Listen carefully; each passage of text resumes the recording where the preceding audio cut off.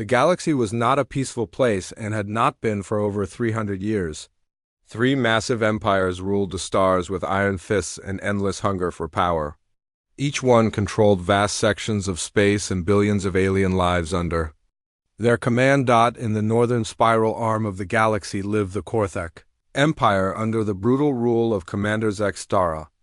The Korthaks were reptilian creatures that stood nearly 3 meters tall with thick armored scales covering their bodies and razor-sharp claws that could tear through steel. Their ships were painted black and red and struck fear into every world they visited. Commander Zextara had ruled for 60 years and showed no mercy to those who opposed him. His empire was built on strength and conquest, and he personally led his armies into battle against any who dared challenge. Korthak rule. The eastern sectors belonged to War Chief Villanam and his hive clusters. The insectoid aliens moved like one giant organism with millions of individual creatures all thinking and acting as parts of a larger whole.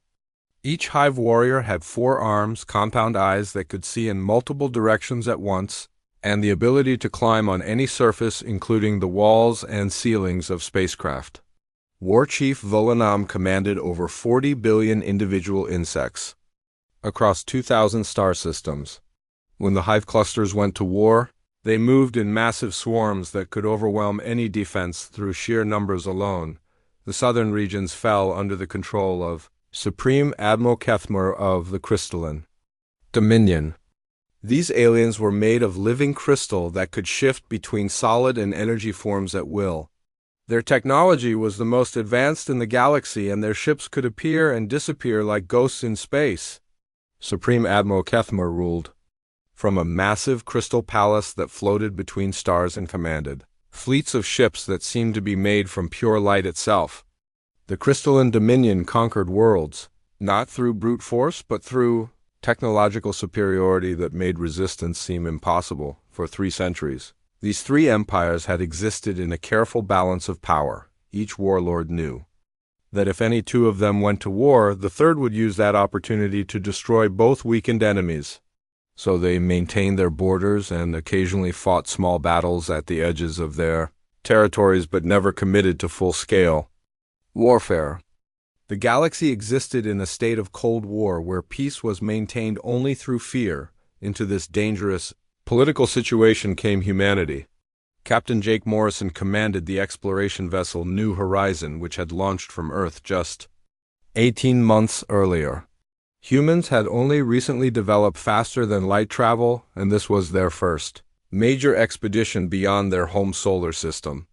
The New Horizon carried a crew of 45 humans, including Lieutenant Amy Foster, who served as the ship's diplomatic officer and chief engineer, Pete Collins, who kept their experimental engine running. Captain Morrison was 34 years old and had spent his entire adult life in Earth's space program. He was tall and lean with short brown hair and kind eyes that always seemed to be thinking about solutions to problems. Lieutenant Foster was younger at 28 with blonde hair pulled back in a practical ponytail and a quick smile that helped her connect with people from different cultures. Chief Engineer Collins was the oldest crew member at 42 with gray streaks in his black hair and hands that were always stained with engine grease but could fix anything mechanical. The humans had spent 6 months traveling through empty space before their sensors detected the first signs of alien civilization. What they found was not the peaceful federation of planets they had hoped for, but evidence of massive military activities across dozens of star systems. Captain Morrison decided they needed to make contact and try to establish peaceful relations with whoever controlled this region of space. The New Horizon was detected by patrol ships from all 3 empires within days of entering the contested border regions. Each empire sent representatives to investigate these unknown aliens and their primitive-looking spacecraft. The humans found themselves surrounded by warships that could have destroyed their vessel with a single shot. Captain Morrison sent messages on all frequencies explaining that they came in peace and wanted only to establish trade relations and friendship with the peoples of this galaxy. The response came as a joint message from all 3 warlords ordering the humans to report to Nexus Prime for immediate questioning. Nexus Prime was a massive space station that served as neutral territory where the three empires could meet without fear of surprise attack. The station was built like a giant wheel with sections devoted to each empire and a central hub where meetings could take place. Thousands of ships from all three fleets surrounded the station at all times, and weapons were trained on each other in a constant standoff. The New Horizon was given coordinates and strict instructions to dock at the central hub. Captain Morrison gathered his senior officers to discuss their situation. They were obviously outgunned and outnumbered by millions to one. Any attempt to fight or flee would result in their immediate destruction. Their only choice was to go to this meeting and hope they could convince these alien warlords that humanity posed no threat. Lieutenant Foster reviewed what little they had learned about the three empires during their approach to Nexus Prime. The Korthax seemed to respect strength and direct action. The Hive clusters valued cooperation and group thinking. The Crystalline Dominion prized technological advancement and logical solutions. She suggested they try to appeal to each empire's values during the meeting. Chief Engineer Collins was more pessimistic about their chances. He had studied the energy signatures of the alien warships and knew that human technology was decades behind what these empires possessed. Their best weapons would be like throwing rocks at armored vehicles. He suggested they focus on what humans could offer in trade rather than trying to impress anyone with their military power. Captain Morrison made the decision to attend the meeting with a small diplomatic team. He would bring Lieutenant Foster for her diplomatic skills and Chief Engineer Collins because technical knowledge might be useful. The rest of the crew would remain on the New Horizon and be ready to send a message back to Earth if the worst happened. The docking bay of Nexus Prime was unlike anything the humans had ever seen. The ceiling stretched up for hundreds of meters and was filled with ships from all three empires. Korthic vessels looked like giant black and red weapons designed purely for destruction. Hive cluster ships resembled massive insects with countless small fighters swarming around them like angry bees. Crystalline Dominion craft seemed to be made of pure energy held in ship-like shapes that hurt to look at directly. Guards from all three empires met the human delegation at the airlock. The Korthic soldier was enormous, with scales that gleamed like metal armor and eyes like burning coals. The Hive representative moved with quick, jerky motions and seemed to be talking to dozens of other insects through some kind of telepathic link. The crystalline guard shifted constantly between solid and energy forms, making it difficult to focus on any single shape.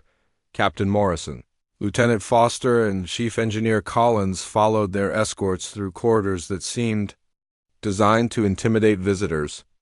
The walls showed holographic displays of each empire's military might, including footage of planets being conquered and entire fleets being destroyed in battle. The message was clear: these were not aliens who would tolerate any challenge to their authority. The meeting chamber was a massive circular room with 3 elevated platforms where the warlords waited. Commander Zexthara of the Korthic Empire sat on a throne made from the bones of his enemies.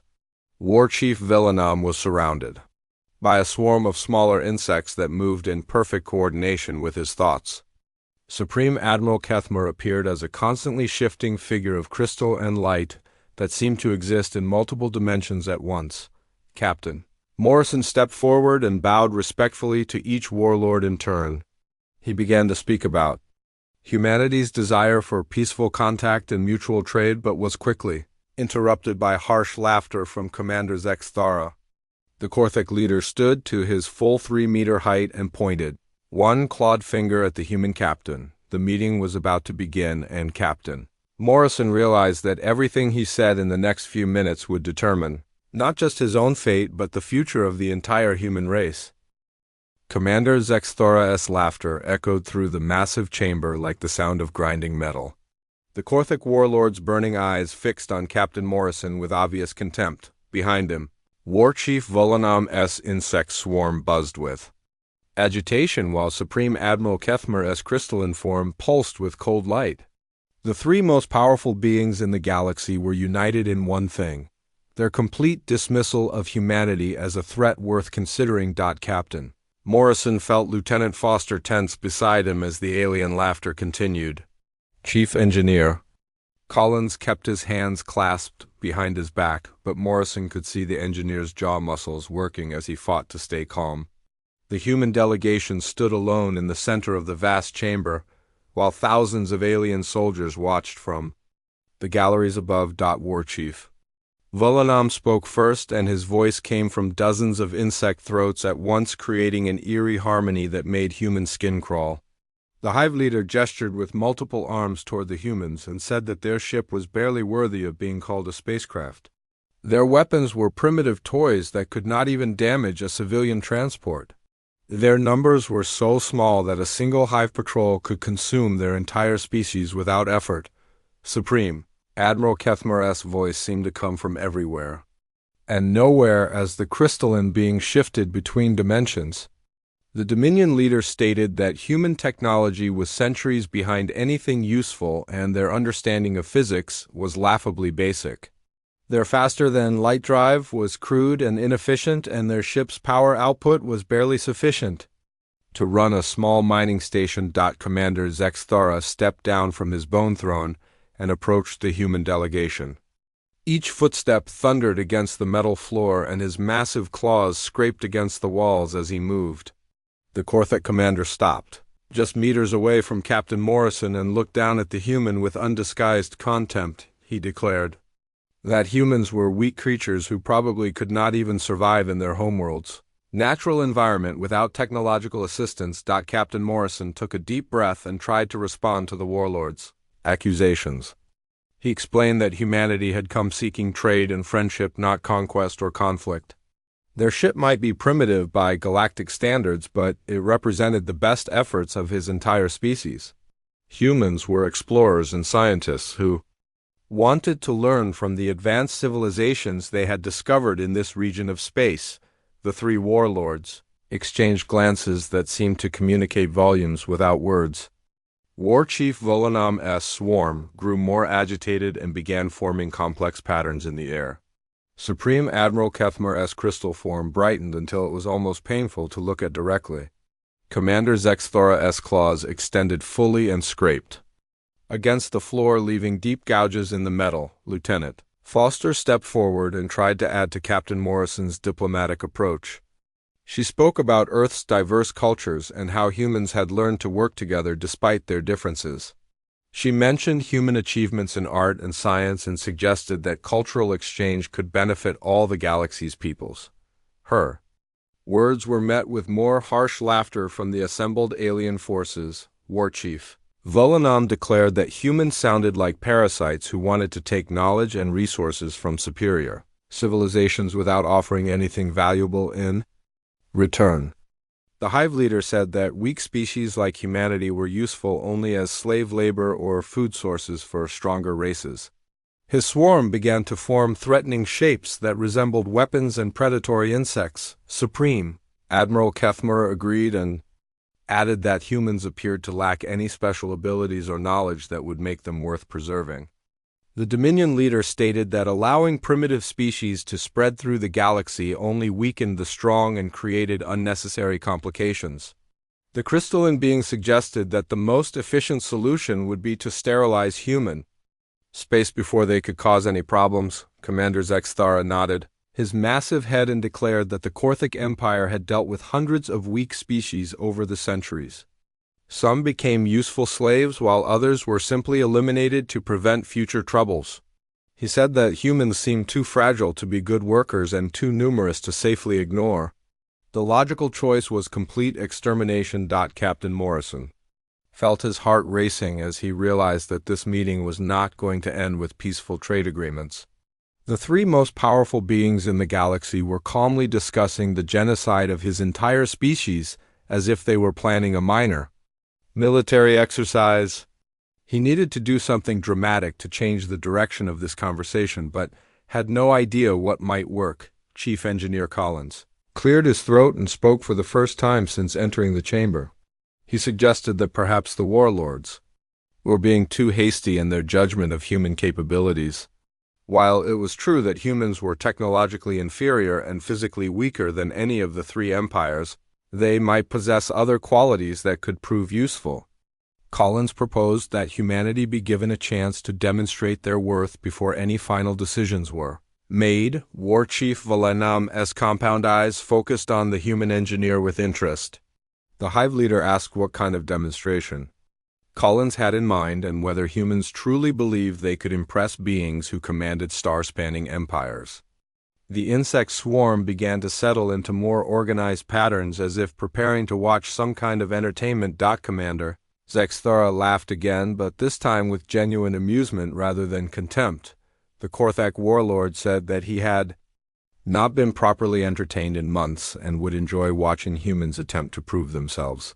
He suggested that if the humans wanted to avoid immediate enslavement or death, they should be prepared to back up their words with actions.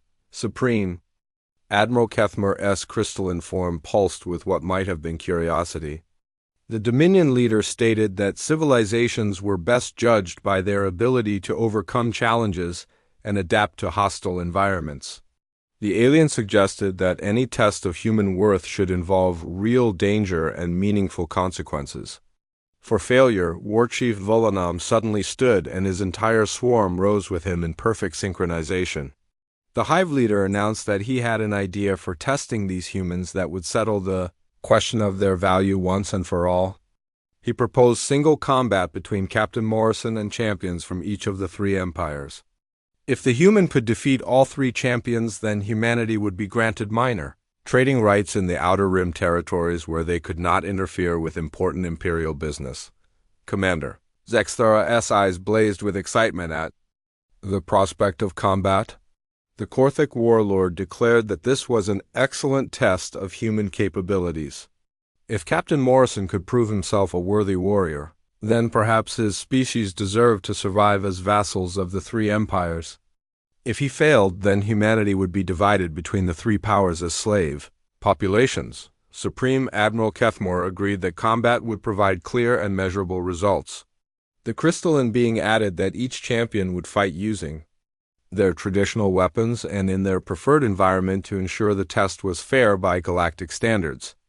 The human would be allowed to bring one piece of equipment from his own culture to level the playing field slightly. Captain Morrison looked at his companions and saw fear mixed with determination in their eyes. Lieutenant Foster whispered that this was obviously a trap designed to humiliate humanity before destroying them. Chief Engineer Collins quietly agreed, but pointed out that refusing the challenge would certainly result in immediate attack by all three fleets. The human captain realized that he had no real choice in this matter. Accepting the challenge meant almost certain death, but might give his crew a chance to escape and warn Earth about the threats in this region of space. Refusing would guarantee the destruction of his ship and crew within minutes. He stepped forward and formally accepted the challenge while trying to keep his voice steady. War Chief Velanam's swarm erupted in excited buzzing as the hive leader announced that the combat would take place the following day. Each empire would provide a champion, and Captain Morrison would face them one at a time in separate arenas. The human would have 6 hours to rest and prepare while the three empires made their selections and prepared the fighting grounds. Commander Zexthara declared that this would be the most entertaining event on Nexus Prime in decades. The Korthak warlord ordered his guards to escort the humans to quarters, where they could spend their final hours in whatever manner they chose. Supreme Admiral Kethmore added that the combat would be broadcast throughout the galaxy, so that all civilizations could witness what happened to species that overestimated their own abilities. As the human delegation was led away from the chamber, Captain Morrison wondered if he had just signed the death warrant for his entire species. Tomorrow he would face 3 alien champions who had been bred and trained for combat while he was just an explorer, who had never fought anyone in his life. The odds seemed impossible, but he had to try because the alternative was the enslavement or extinction of everyone he had ever known. The quarters assigned to the human delegation were luxurious by station standards, but felt like a prison cell to Captain Morrison and his team. The walls were transparent metal that gave them a view of the massive arena being constructed in the station's central hub. Thousands of alien workers moved like ants building what would become the site of Morrison's first battle in just a few hours. Lieutenant Foster sat at a small table reviewing everything they had learned about Korthik culture and combat techniques. The reptilian aliens favored direct confrontation and overwhelming physical force. Their warriors were trained from birth to fight, with massive weapons that would crush human bones with a single blow. She found no records of any Korthik champion ever losing a formal combat challenge. Chief Engineer Collins had taken apart his standard multi-tool and was examining each component with the focus of a man trying to solve an impossible puzzle. The device contained basic cutting tools, a small welding laser, electromagnetic sensors, and a few other instruments that seemed laughably inadequate for fighting alien warriors. He kept muttering calculations under his breath as if working through some complex engineering problem. Captain Morrison stood at the window watching the arena construction and trying to calm his racing thoughts. The fighting ground was being shaped into a volcanic landscape complete with active lava flows and unstable rock formations. Heat shimmers rose from the molten rock, even through the protective barriers surrounding the combat zone. He had never seen anything like it and had no idea how a human could survive in such an environment. A guard arrived to inform them that the first champion had been selected and would be introduced to the audience in 1 hour. Captain Morrison was told to prepare himself and choose his single piece of human equipment for the battle. The alien guard looked at the humans with something that might have been pity before leaving them. Alone again. Morrison picked up Collins' multi-tool and felt its familiar weight in his hands. The device had been with him through dozens of space missions and had solved countless technical problems over the years. It seemed inadequate for combat, but it was the only piece of human technology that might give him any advantage at all. Collins nodded approvingly and whispered that the tool had more capabilities than most people realized. The arena filled with thousands of spectators from all 3 empires who had come to watch the humans' destruction. Massive viewing screens showed close-up images of the volcanic battlefield, while announcers in multiple alien languages provided commentary about the upcoming slaughter. The crowd's excitement was obvious even though Morrison could not understand their words. Commander Zex Thara entered the arena's observation deck surrounded by his personal guard of elite Korthik warriors. The reptilian warlord raised his clawed hands for silence and the entire arena fell quiet. His voice boomed through speakers as he announced that the first combat would demonstrate Korthik superiority over the weak human invaders. The champion who emerged from the Korthik entrance tunnel was the largest alien Morrison had ever seen. Caxter stood nearly 4 meters tall with armored scales that looked like blacto plates covering his entire body. His claws were as long as human fingers and sharp enough to cut through steel. The massive warhammer he carried required both hands to lift and had a head the size of a human torso. Morrison entered the arena through the opposite tunnel and immediately felt the intense heat from the lava flows. The volcanic landscape was even more hostile up close, with unstable ground that shifted constantly and poisonous gases rising from cracks in the rock. He wore a standard spacesuit with basic environmental protection, but could already feel sweat forming inside the helmet. The crowd erupted in jeers and laughter as they saw the size difference between the 2 combatants. Caxter looked like a living mountain of muscle and armor, while Morrison appeared fragile and small by comparison. The Korthik champion raised his warhammer above his head and roared a challenge that echoed through the arena like thunder. The battle began with Caxter charging across the lava field with surprising speed for such a massive creature. His heavy footsteps cracked the volcanic rock and sent showers of sparks flying from his clawed feet.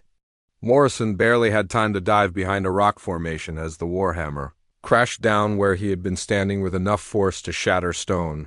Morrison realized immediately that he could not fight this creature with strength or speed. Caxter was faster than any human and strong enough to kill with a single blow.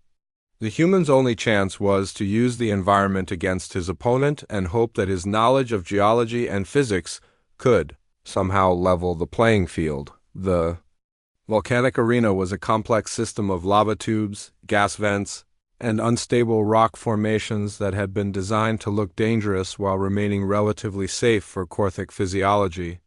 Morrison used his multi-tool sensors to quickly analyze the heat patterns and structural weak points in the artificial landscape. What he discovered gave him the beginning of an idea. Caxter continued his relentless assault, swinging his massive war hammer in wide arcs that would have crushed Morrison if any blow had connected. The human stayed mobile, jumping from rock to rock and using his smaller size to navigate passages that were too narrow for the Korthic champion. Each near miss sent fragments of shattered stone flying through the superheated air. Morrison led his opponent on a careful chase across the unstable terrain, always staying just ahead of the warhammer while using his multi-tool to make subtle modifications to the lava flow patterns. The device's welding laser was too weak to damage Caxter directly, but it could be used to cut through the artificial barriers that controlled the molten rock's movement. The crowd began to grow restless as the battle continued without the quick human death they had expected. Some aliens started cheering for Caxter to finish off his prey, while others seemed genuinely curious about the human survival tactics. Commander Zexthara watched from his observation deck with growing frustration as his champion failed to land a decisive blow. Morrison triggered the first part of his plan by using the multi-tool's electromagnetic pulse function to disrupt the arena's control systems in a specific section. The safety barriers that kept the lava flows in predictable channels suddenly failed and molten rock began spreading into new areas. Caxter found himself standing on an island of solid rock surrounded by rivers of liquid fire. The Korthic champion was not immediately concerned since his species could tolerate much higher temperatures than humans. He continued trying to reach Morrison by jumping between rock formations, but found that the stable platforms were becoming fewer and farther apart. The human had somehow turned the entire battlefield into a shifting maze of deadly obstacles. Morrison's second modification involved redirecting a major lava flow by cutting through a series of support structures with his multi-tool's laser. The molten rock found a new path through lower sections of the arena and began undermining the foundation stones that supported the largest rock formations. The ground beneath Caxter's feet started to become dangerously unstable. The champion realized too late that he had been lured into a trap. His massive weight, which had always been an advantage in combat, now worked against him as the weakened ground began to collapse. Morrison had used basic engineering principles to turn the arena's own structure into a weapon that even a Korthic warrior could not fight. Caxter made one final desperate charge toward the human's position, but the volcanic rock beneath him gave way under his enormous mass.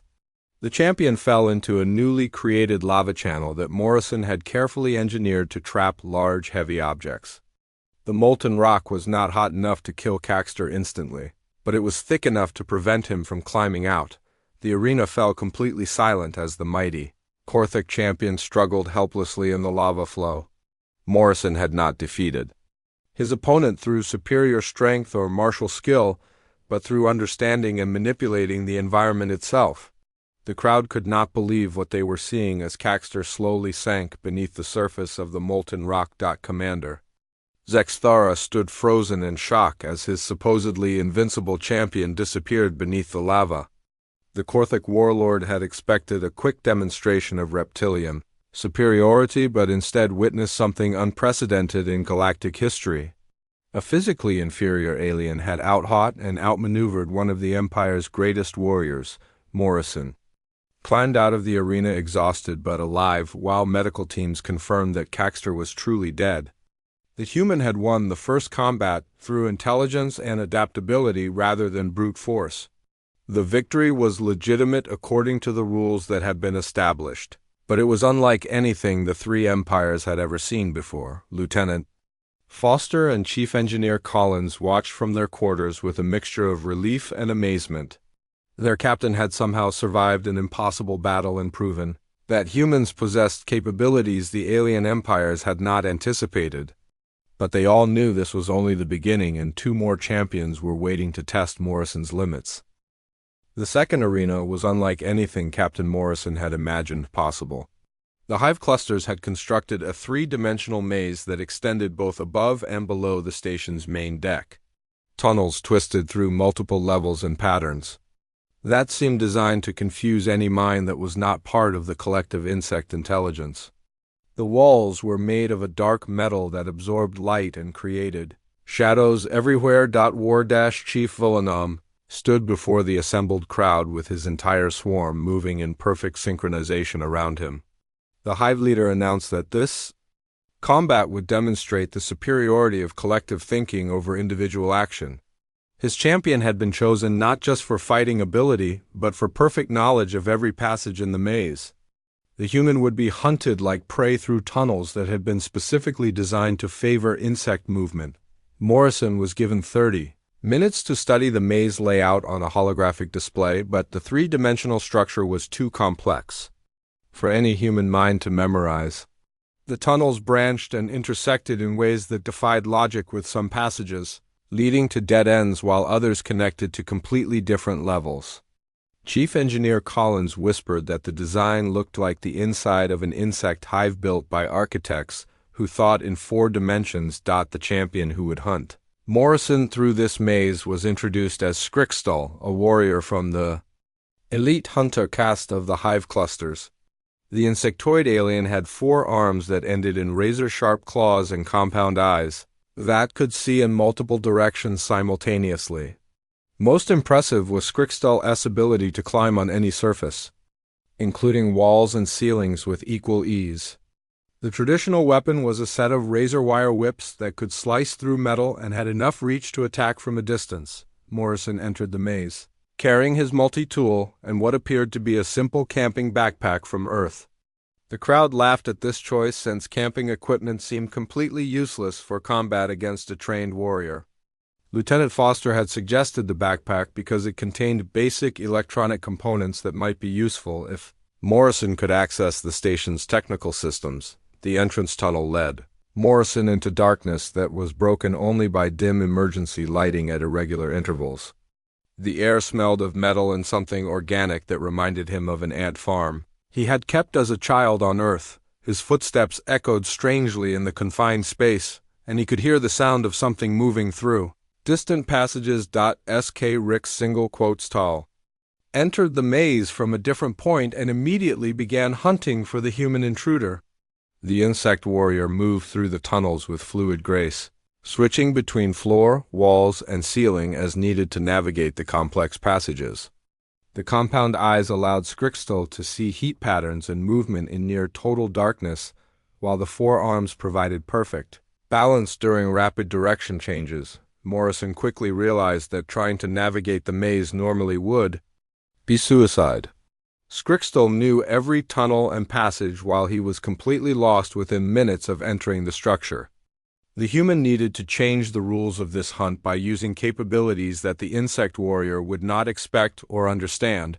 The camping backpack contained components that Collins had secretly modified during their brief preparation time. Morrison unpacked a collection of basic electronic devices, including a portable computer, sensor equipment, and various tools for working with electrical systems. None of these items were weapons in the traditional sense, but they might allow him to access Nexus Prime's internal systems. Morrison used his multi-tool to carefully remove an access panel in the tunnel wall and connect his portable computer to the station's maintenance network. The security systems were designed to keep out major intrusions, but did not consider someone trying to access basic environmental controls through service tunnels. Within minutes, he had gained limited control over lighting, air circulation, and gravity systems in certain sections of the maze. Scrixtal was closing in on Morrison's position using scent trails and heat signatures when the tunnels around the insect warrior suddenly went completely dark.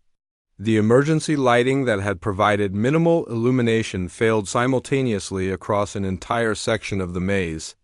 Even the compound eyes that could see in near darkness were useless in absolute blackness. Morrison had mapped the electrical systems, while Scrixtal relied on perfect knowledge of the physical layout. When the environment changed, the human maintained his advantage, while the insect warrior became confused for the first time in the hunt.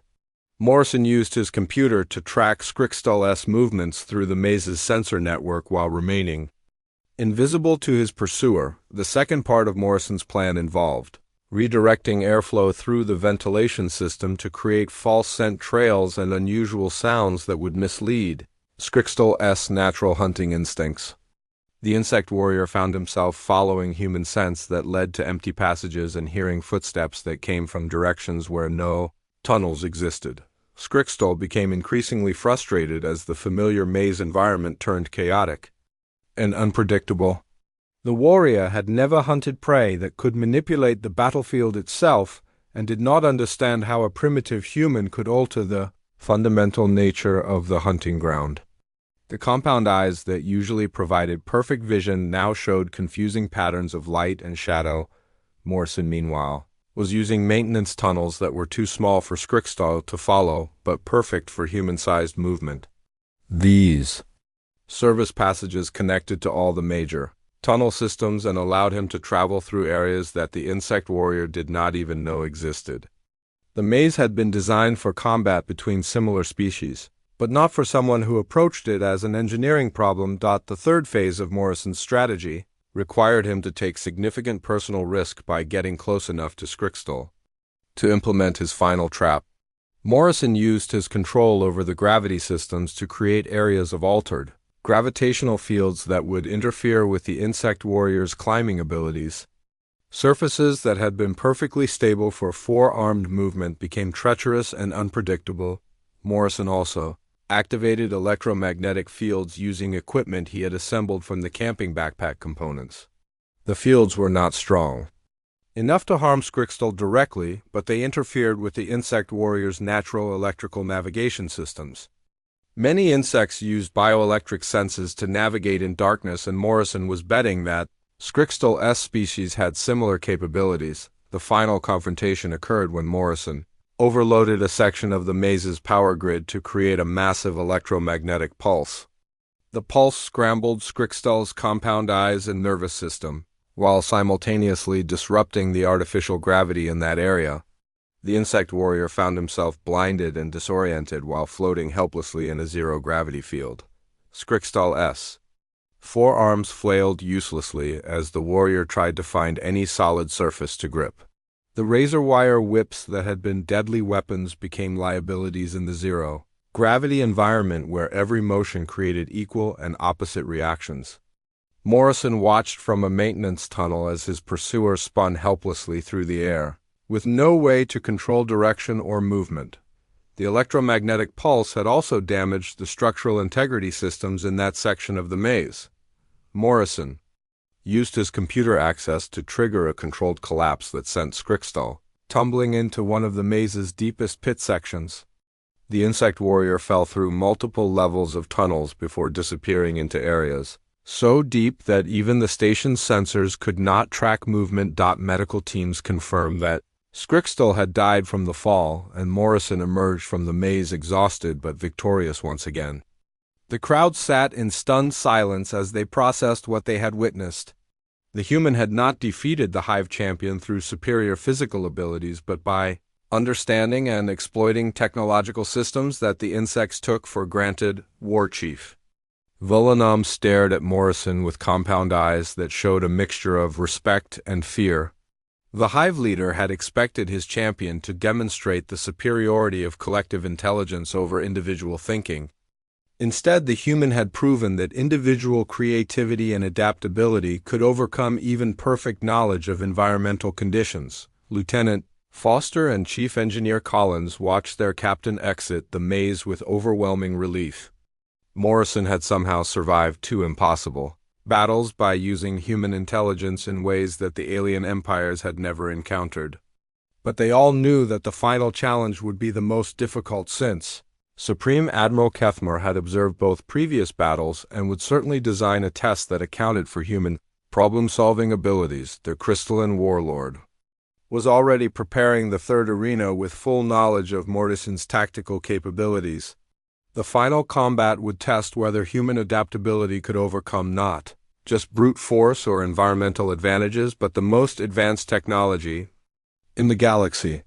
Supreme Admiral Kethmore intended to prove that superior science would always triumph over primitive cleverness. The final arena was a masterpiece of crystalline technology that hurt human eyes to look at directly. Supreme Admiral Kethmore had created a zero-gravity chamber filled with floating crystal formations that pulsed with their own internal light. The crystals were arranged in complex geometric patterns that seemed to exist in more dimensions than human minds could properly process. Energy fields crackled between the formations, creating a web of deadly power that could disintegrate anything that touched it. Captain Morrison floated at the entrance to this impossible battlefield while thousands of aliens watched from protected observation areas. The previous two victories had transformed him from an object of contempt into something that genuinely frightened the three warlords. No individual in galactic history had ever defeated champions from multiple empires using nothing but intelligence and adaptability. Supreme Admiral Kethmore's crystalline form shifted through multiple dimensional phases as the Dominion leader addressed the crowd. The alien explained that this final combat would demonstrate the ultimate superiority of advanced technology over primitive problem-solving. The arena had been designed to neutralize every advantage that Morrison had used in his previous battles. There would be no environmental systems to manipulate and no physical structures to exploit. The champion who emerged from the opposite side of the arena was unlike anything Morrison had ever imagined. Velkan appeared to be made of living crystal that constantly shifted between solid and energy forms. When solid, the alien looked like a humanoid figure carved from pure diamond. When in energy form, Velkan became a flowing pattern of light that could move through solid matter without resistance. The traditional weapon was a crystal spear that could cut through any known material and channel devastating energy beams. Morrison entered the arena carrying his faithful multi-tool and a standard water bottle from the ship's supplies. The crowd erupted in laughter at this seemingly ridiculous choice of equipment. Even Lieutenant Foster and Chief Engineer Collins, watching from their quarters, could not understand what their captain planned to do with drinking water against an opponent who controlled the fundamental forces of matter and energy. The battle began immediately as Velkan phased into energy form and flowed between the crystal formations like liquid light. The alien champion could become incorporeal at will, making physical attacks impossible while remaining able to strike with the crystal spear whenever convenient. Morrison found himself dodging energy beams that left glowing holes in the arena walls while trying to understand the patterns of crystal resonance around him. Morrison quickly realized that this opponent was completely different from the previous two champions. Caxter had been defeated through environmental manipulation and Scrixtal through technological interference, but Velkan existed partially outside normal physical laws. The crystal being could phase through any trap and was immune to most forms of technological disruption. The floating crystal formations that filled the arena were not just obstacles but active components of Velkan's combat strategy. Each crystal amplified and focused energy in specific ways that enhanced the alien champion's abilities. When Velkan fired energy beams through certain crystals, the attacks became more powerful and acquired new properties like the ability to curve around obstacles or split into multiple targeting streams. Morrison used his multi-tool sensors to analyze the energy patterns flowing through the crystal network while dodging increasingly dangerous attacks. What he discovered was that the crystals operated on harmonic frequencies similar to those used in human quantum resonance technology. The arena was essentially a massive musical instrument that could be played by someone who understood the underlying physics. Velkan continued the assault by phasing in and out of solid form while using the crystal spear to devastating effect. When solid, the alien champion could strike with precision and power that cracked the arena walls. When in energy form, Velkan moved like lightning between the crystal formations and attacked from impossible angles. Morrison seemed hopelessly outmatched as he struggled to avoid destruction. The water bottle that Morrison carried contained a carefully prepared mixture of compounds that Chief Engineer Collins had suggested during their brief preparation time. The liquid looked like ordinary water, but actually contained dissolved minerals and chemicals that had very specific resonance properties when dispersed in the right patterns. Morrison had spent his preparation time studying quantum physics and crystalline harmonic theory. Morrison began implementing his desperate plan by using the multi-tool's sonic generator to create precise frequency patterns that matched the resonance signatures of the arena's crystal formations. The sounds were too subtle for most aliens to detect, but they began to interfere with the harmonic stability that kept the energy fields in perfect balance. Velkan noticed the harmonic interference but did not immediately understand its source or significance. The Crystal Champion continued attacking while the energy patterns in the arena began to shift in ways that were barely perceptible. Morrison carefully dispersed small amounts of his chemical mixture at specific points where the resonance effects would be amplified by the existing crystal network. The third phase of Morrison's plan required him to take enormous personal risk. By getting close to several of the largest crystal formations, he used his multi-tool to generate harmonic frequencies that were precisely calculated to create destructive interference with the crystal's natural resonance patterns. The effect was similar to a singer breaking a wine glass with a high note, but on a massive scale. Morrison's chemical mixture acted as a catalyst that allowed the harmonic interference to spread through the entire crystal network much faster than should have been possible. The arena's beautiful geometric patterns began to vibrate with frequencies that threatened their structural integrity. Velkan suddenly found that the crystal formations were no longer amplifying attacks but creating chaotic energy feedback. The harmonic cascade that Morrison had triggered forced Velkan to remain in solid form, because the energy fields in the arena were too unstable to support the alien's phased existence. For the first time in the battle, the Crystal Champion was vulnerable to physical effects and could not simply phase through attacks or obstacles. Morrison continued to manipulate the harmonic frequencies while Velkan struggled to adapt to the changing battlefield conditions. The crystal spear that had been a perfect weapon now created dangerous energy feedback when used near the destabilized formations. The alien champion found that every attack risked triggering cascading crystal failures that could harm the attacker as much as the target. The climax of the battle came when Morrison succeeded in creating a resonance feedback loop that affected not just the arena crystals but Velkan's own crystalline body structure. The alien champion was essentially made of the same materials as the arena formations and was therefore subject to the same harmonic interference that Morrison had weaponized. Velkan's crystal form began to vibrate with destructive frequencies that the alien could not control or escape. The feedback loop that Morrison had created turned the champion's own body into a resonance weapon that was tearing itself apart from within. The alien tried desperately to phase into energy form, but the harmonic interference prevented any transition between states of matter. The final explosion was spectacular as Velkan's crystalline body reached critical resonance failure and shattered into millions of glowing fragments.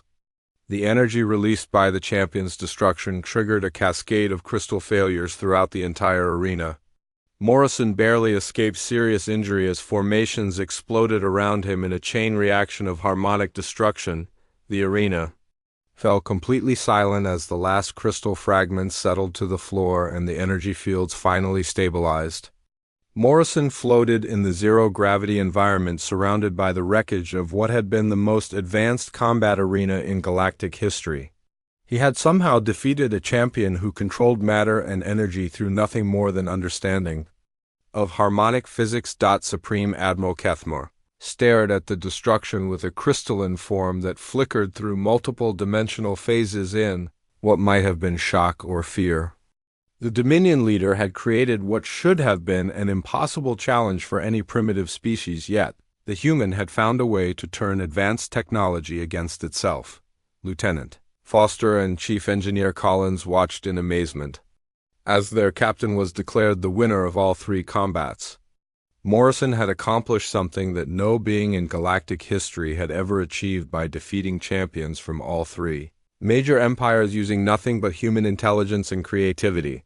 The implications of these victories would reshape the balance of power throughout the galaxy, but as Morrison was escorted from the destroyed arena, he noticed something troubling in the expressions of the three warlords. Instead of the grudging respect he had expected to see, there was genuine fear mixed with something that looked like desperate calculation. The alien leaders were not planning to honor their agreement, but were instead discussing something that made Morrison's blood run cold.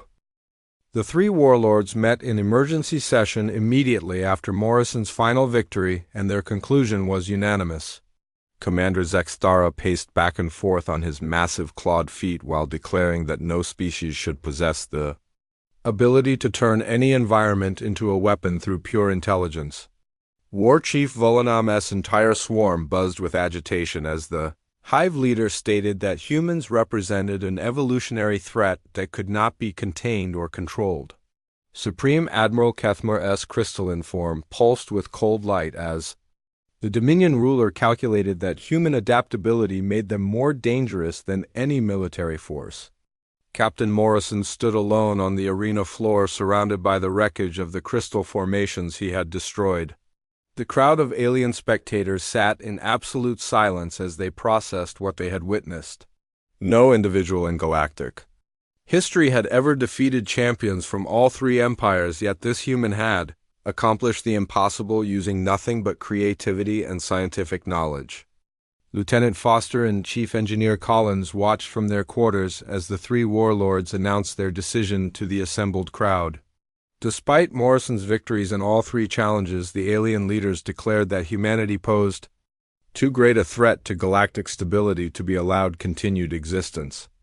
The original agreement was void because the test had revealed capabilities that made humans unsuitable for any form of peaceful coexistence. Commander Zextara announced that the three empires would form an unprecedented alliance to eliminate the human threat before it could spread beyond Earth's solar system. War Chief Volanam added that their combined fleets would destroy every human world and orbital station to prevent this dangerous adaptability from contaminating other species. Supreme Admiral Kethmer concluded by stating that the decision was logical and necessary for the preservation of galactic civilization. Morrison looked up at the observation decks where thousands of alien faces stared down at him with expressions ranging from fear to fascination. He realized that his victories had accomplished exactly the opposite of what he had intended. Instead of proving that humans could be valuable allies, he had demonstrated that his species was too unpredictable to be trusted with continued existence. The human captain felt the weight of responsibility for the fate of his entire species settling on his shoulders. Every person on Earth and in the human colonies would die because of the choice he had made to accept these challenges. He had tried to save humanity through combat and had instead signed their death warrant by proving they were too capable for their own good. But as Morrison stood in the ruined arena, something unexpected happened. Instead of accepting his fate or pleading for mercy, he began to speak. His voice carried clearly through the arena's communication systems as he addressed not the three warlords, but the thousands of ordinary citizens from all three empires who were watching the proceedings. Morrison talked about the beauty he had seen in each challenge and how much he had learned from fighting the three champions. The volcanic arena had reminded him of Earth's own islands where life flourished in the harshest conditions. The maze had shown him the incredible cooperation that built the Hive Cluster's civilization. The crystal formations had demonstrated the harmony between technology and natural forces that defined the crystalline dominion. He spoke about how each empire possessed something wonderful that the others lacked and how much stronger they could all be if they shared their knowledge instead of hoarding it. The Korthak had individual strength and personal honor that inspired others to achieve greatness. The Hive Clusters had cooperation and community spirit that could solve any problem through collective effort. The crystalline dominion had technological wisdom and precision that created beauty as well as function. Morrison explained that during his brief time in their galaxy he had observed something tragic. The constant threat of war had made each empire afraid to show their greatest strengths to others. Fear had turned their most beautiful qualities into weapons pointed at each other instead of tools for building something better together. The human captain talked about his own species and their history of conflict and cooperation. Humans had fought terrible wars among themselves, but had also learned to work together when faced with common challenges. He described human colonies, where former enemies now lived and worked side by side, creating things that neither group could have accomplished alone. Morrison's voice grew stronger as he continued speaking to the crowd. He explained that humanity did not want to conquer or dominate anyone. They wanted to learn and to share what they had learned with others. Every challenge in the arena had taught him something new about the galaxy's peoples, and he was grateful for each lesson, even though they had nearly killed him. The arena grew completely quiet as Morrison's words reached aliens who had never heard anyone speak of peace as something other than weakness. Many of these beings had lived their entire lives under the constant threat of war and had never imagined that different species could actually help each other instead of competing for dominance. Morrison talked about the human colonies where Korthic's strength, hive cooperation, and crystalline technology could create wonders that none of them could imagine alone.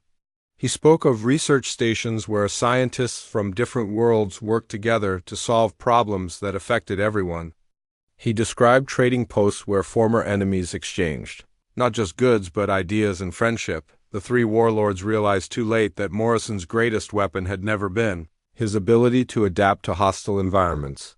His most dangerous capability was his power to make others imagine a different way of living.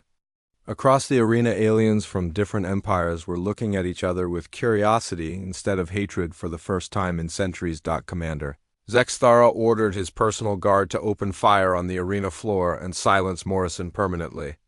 But the Korthic soldiers hesitated as they listened to the humans' words about honor and cooperation. War Chief Villanam commanded his swarm to attack but found that many of his insects were refusing to harm someone who spoke of the beauty of their collective society. Supreme Admiral Kethmore attempted to activate the arena's remaining weapon systems to eliminate Morrison and anyone else who might have been infected by his ideas. But the Crystalline Dominion's own technicians were sabotaging the commands as they considered the logical benefits of the cooperation that Morrison described. In their desperation, the three warlords made a fatal error. They ordered their combined fleets to open fire on Nexus Prime itself rather than allow Morrison's message to spread any further. The alien leaders were willing to destroy thousands of their own people to prevent the idea of peace from taking root in galactic civilization. But the fleet commanders who received these orders had also heard Morrison's speech. Across the combined armadas of all three empires, military officers found themselves unable to fire on civilian targets. Many had friends and family on Nexus Prime and could not understand why their leaders wanted to destroy their own people to silence one human's words about cooperation. The refusal to fire spread from ship to ship as crews discussed what they had heard.